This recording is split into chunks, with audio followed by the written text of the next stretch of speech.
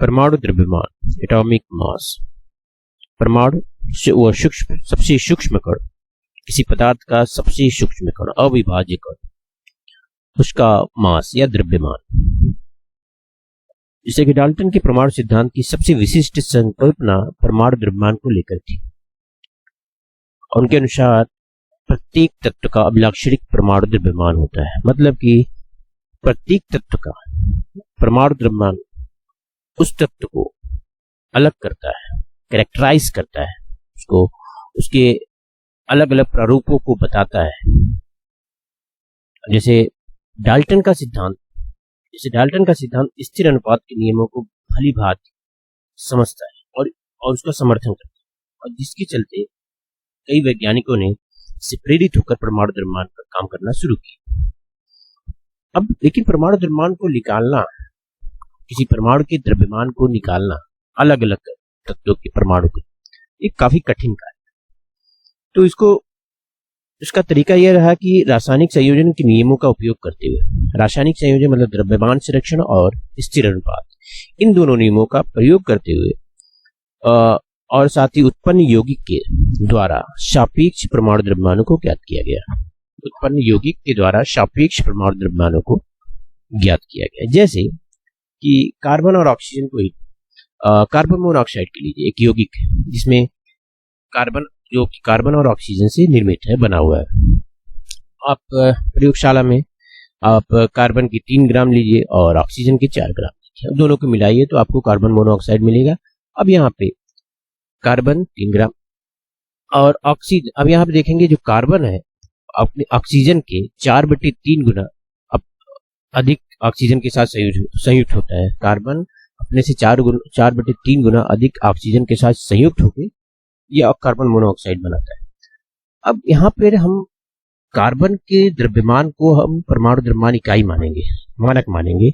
उसी स्टैंडर्ड पर हम ऑक्सीजन को देखेंगे। तो मान लीजिए कार्बन का परमाणु द्रव्यमान इकाई 1 U हो गया। 1 U मतलब यूनिफाइड मास, यूनिफाइड द्रव्यमान। यूनिफाइड मास के बारे में हम आगे पढ़ेंगे। पहले जैसे 1 U हुआ, वैसे उसी के साथ 1/1.33 U oxygen, 1 U carbon, 1.33 U oxygen के साथ मिलकर कार्बन मोनोऑक्साइड यहाँ पे बनाया। अब सापेक्ष द्रव्यमान की बात, जैसे कि जितने भी तत्वों के परमाणु द्रव्यमान हैं वो सापेक्ष परमाणु द्रव्यमान है, मतलब किसी एक मानक के इकाई के सापेक्ष। जैसे, और ये सही भी है, सुविधाजनक है। और जैसे कि शुरुआती दौर में जब परमाणु द्रव्यमान इकाई को लेकर काम हो रहा था वैज्ञानिकों का, तो पहले ऑक्सीजन के परमाणु द्रव्यमान के 16वें भाग को द्रव्यमान इकाई के रूप में लिया गया था।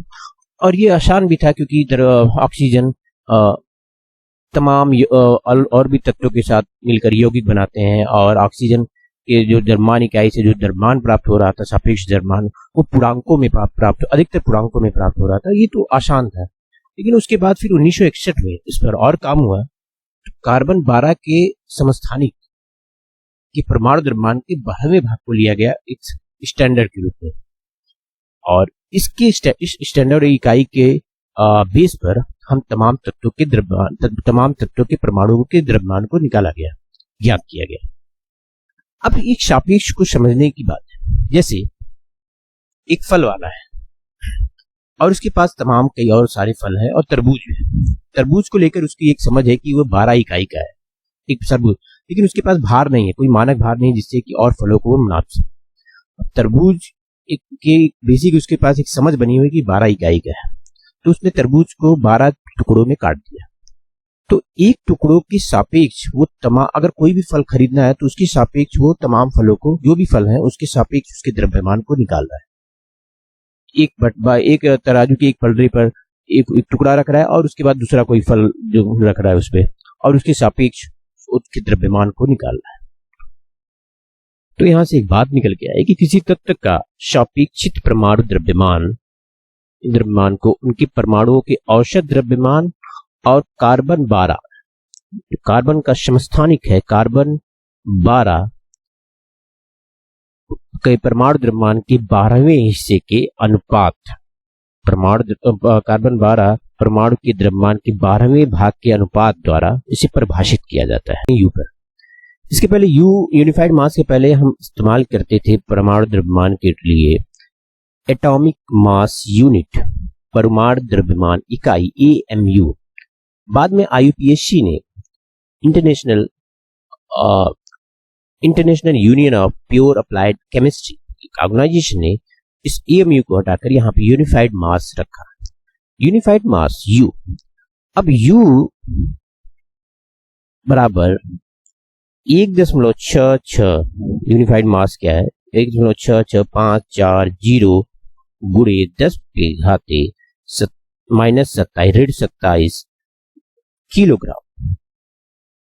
ये काफी स्मॉल है, बहुत ही छोटा, इसको हम सोच तक नहीं सकते कि कितना ये छोटा है, ये यूनिफाइड मास।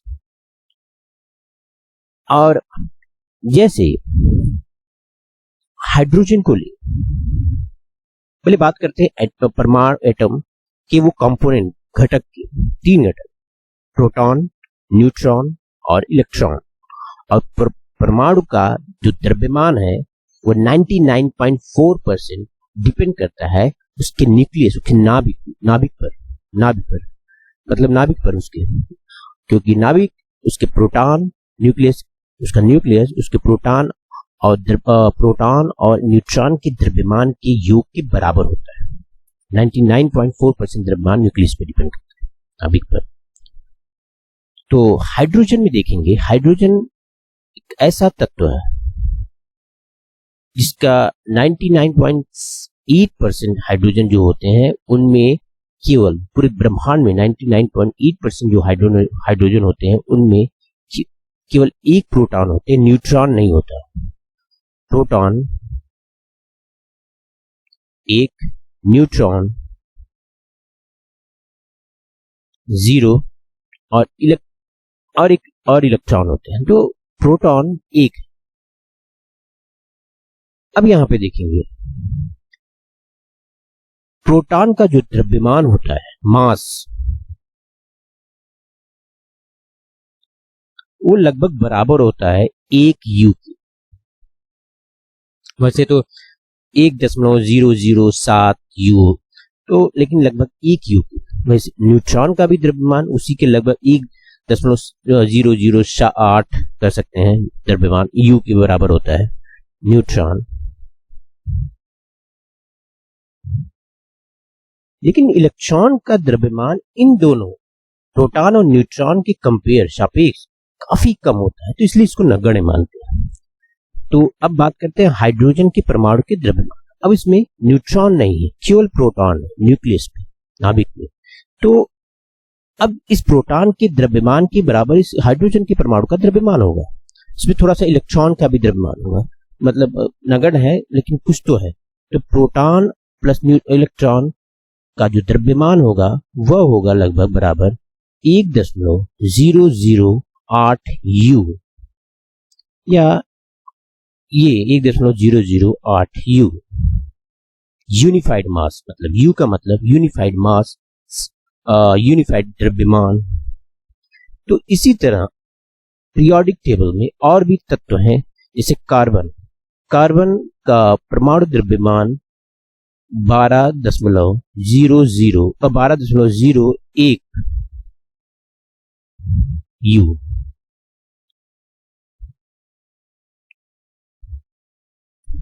हाइड्रोजन का ये एक परमाणु क्रमांक है, और जो कि प्रोटॉन की संख्या के बराबर है। अब प्रोटॉन की संख्या के आधार पर हम तत्वों को के परमाणु को हम डिफाइन कर सकते हैं, तत्वों को डिफाइन कर सकते हैं। जैसे कि वो ऐसा तत्व जिसमें प्रोटॉन की संख्या 1 हो तो वो हाइड्रोजन होगा। ऐसा तत्व जिसमें प्रोटॉन की संख्या 6 हो वो कार्बन होगा। ऐसा तत्व जिसमें प्रोटॉन की संख्या 8 है तो वो उस पीरियोडिक टेबल तो वो ऑक्सीजन होगा। तो इस तरह से हम प्रोटॉन की संख्या पर तत्वों को डिफाइन करते हैं, परिभाषित कर सकते हैं। पीरियोडिक या आवर्त सारणी में जितने भी तत्व हैं उनको परमाणु क्रमांकों के आधार पर रखा गया है, उनके क्रम में रखा गया है।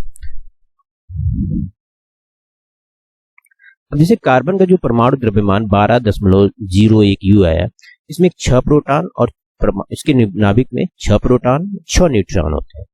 तो 6 प्रोटॉन 6 न्यूट्रॉन, तो 12 उसमें 12 जो 6 प्रोटॉन और 6 न्यूट्रॉन दोनों का ही परमाणु द्रव्यमान दोनों को जोड़कर ये 12.01 आया।